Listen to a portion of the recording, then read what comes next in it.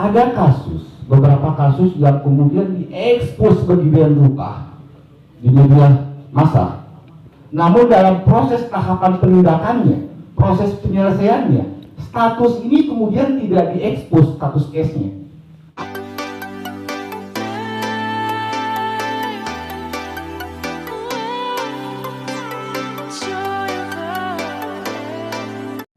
Nah, apa yang menjadi salah satu faktor kemudian ketidakpercayaan, baik itu partai politik, para caleg, dan para pemilih misalnya, yang kemudian ini akan menjadi persoalan di kemudian hari. Kalau berbicara trust itu, ada beberapa kasus yang kemudian diekspos sedemikian rupa di media massa. Namun dalam proses tahapan penindakannya, proses penyelesaiannya, status ini kemudian tidak diekspos status case-nya. Apakah kemudian case itu sudah selesai dia pada tahapan ingkrah pengadilan?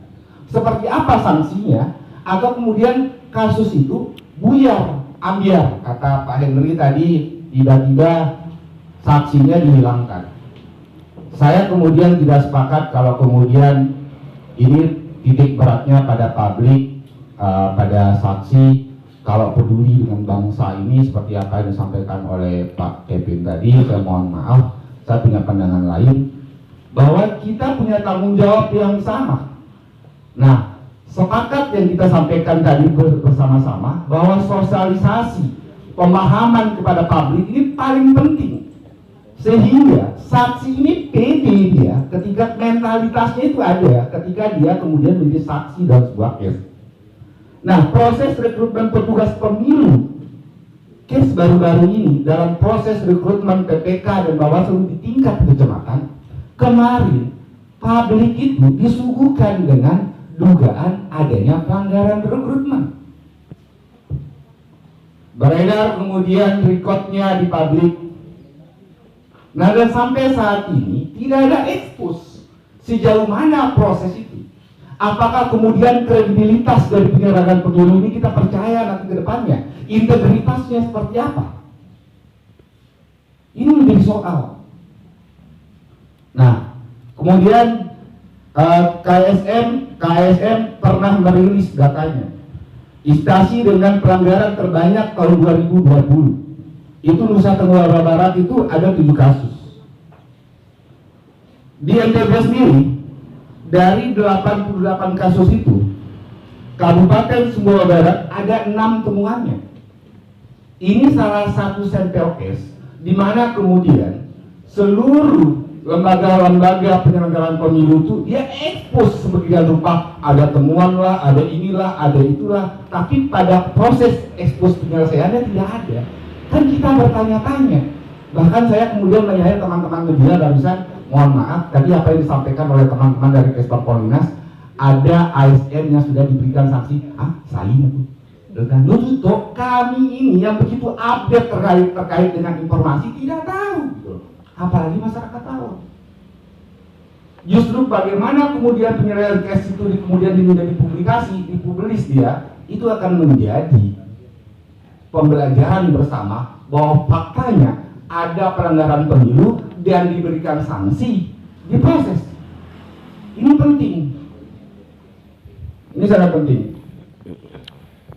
Nah, dalam setiap kesempatan Bawaslu NTB dalam setiap kegiatannya meminta para pengawas baik itu di tingkat kecamatan dan desa untuk kemudian peka terhadap dugaan pelanggaran. Saya rasa tingkat kepekaan ini sejauh mana. Tadi saya mohon maaf, ada tambahan sedikit Pak Bang Lubrot. Ada komunitas sadar politik ya tadi yang dibentuk di setiap kecamatan dan desa. Oke, nah komunitas ini kerjanya apa gitu? Komunitas ini kerjanya apa? Karena setiap kegiatan yang dilaksanakan oleh teman-teman penyelenggara untuk memberikan konsen terhadap sosialisasi pelanggaran pemilu ini, saya rasa rekan-rekan hari ini kita bisa tahu loh siapa yang teman-teman punya konsen terkait itu yang kemudian tidak dilibatkan.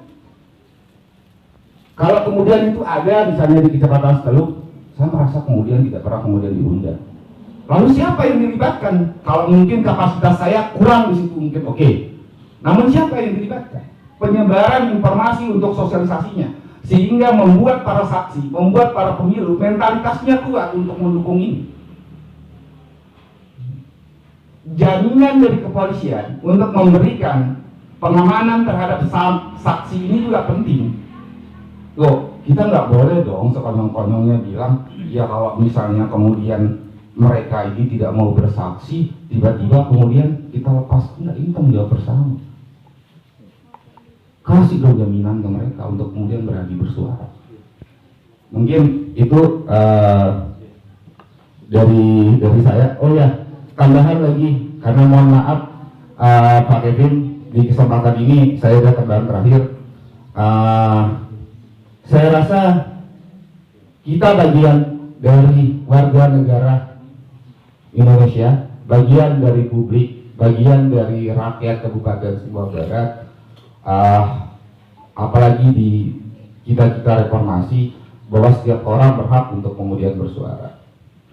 Harapan saya, seluruh instansi pemerintah, lembaga negara, badan publik dan lain sebagainya mesti terus mendukung atau terus membangun sinergitas yang kemudian maksimal dengan publiknya. Jangan kemudian ada perbedaan pendapat lalu kemudian ini menjadikan kita itu ada buntu komunikasinya.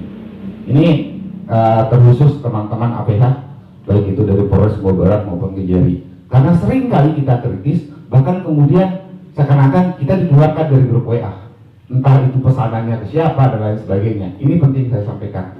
Banyak sekali yang ingin saya sampaikan. Dengan harapan saya hadir di sini, Pak Kapolres juga hadir, Bu Kejari juga hadir. Tapi karena memang waktu juga yang terbatas, saya mohon maaf apabila ada penyampaian saya salah. Bila topik walidaya, wassalamualaikum warahmatullahi wabarakatuh. Regulasi kami juga tidak mau ngambil resiko, maka kita harus kembali pada regulasi yang sudah dibuat oleh para pemangku kebijakan di atas itu. Kita hanya tinggal melaksanakan. Nah, terkait dengan kewenangan kami dalam hal menangani pelanggaran itu, seperti yang disampaikan tadi, dilihat. Nah, dalam proses penglihatan kita yang terbatas oleh Bawaslu ini, maka kami juga butuh masyarakat. Bukan saja kami hanya menunggu laporan, kami juga punya jajaran ke bawah sampai ke tingkat desa. Nah, ini juga menjadi penting kami sampaikan bahwa di tingkat kecamatan kami punya 3 orang, di tingkat desa kami cuma 1. Dengan langkah dan mata terbatas, maka kami butuh masyarakat untuk menyampaikan hal-hal yang terjadi. Nah, terhadap yang dilihat, karena dilihat ini kan kalau kembali ke proses hukumnya, maka harus butuh barang bukti, butuh saksi. Nah, ini yang menjadi penting kami sampaikan juga, bahwa ketika terjadi hal tersebut, maka kami juga tidak akan serta-merta menyatakan bahwa itu salah. Maka dengan kelemahan Bawaslu, maka dihadirkanlah namanya Gakumdu itu untuk mengkaji seperti apa prosesnya dan bagaimana regulasinya. Tidak bisa diselesaikan secara per Bawaslu, tidak bisa diselesaikan secara Undang-Undang 7, maka ada undang-undang lainnya yang akan melanjutkan proses itu jika tidak bisa ditangani oleh penyelenggara pemilu, dalam hal ini Bawaslu. Begitu dia Bang Benny. Kami berharap ini kita sama-sama tidak alergi, tidak takut dalam proses ini. Karena kita hanya bisa bersuara kadang-kadang, tapi ketika diproses kadang-kadang menjadi ruang bingung kita untuk sampai pada posisi akhir penyelesaian persoalan. Seperti yang disampaikan oleh Bung Hendri tadi itu, sampai ada yang kira-kira kadang-kadang udah menjadi saksi, berubah menjadi tidak menjadi saksi. Ini ada apa gitu, ketakutan kayak Bung Hendri berasumsi bahwa jangan-jangan dia dibayar lebih tinggi daripada yang di awal, saksi terutama. Nah, terkait dengan ada dari saudara kita Habibie, ya saya pikir kita fokus pada money politik, tapi enggak jadi soal kalau misalnya terkait dengan proses penyelenggara pemilu.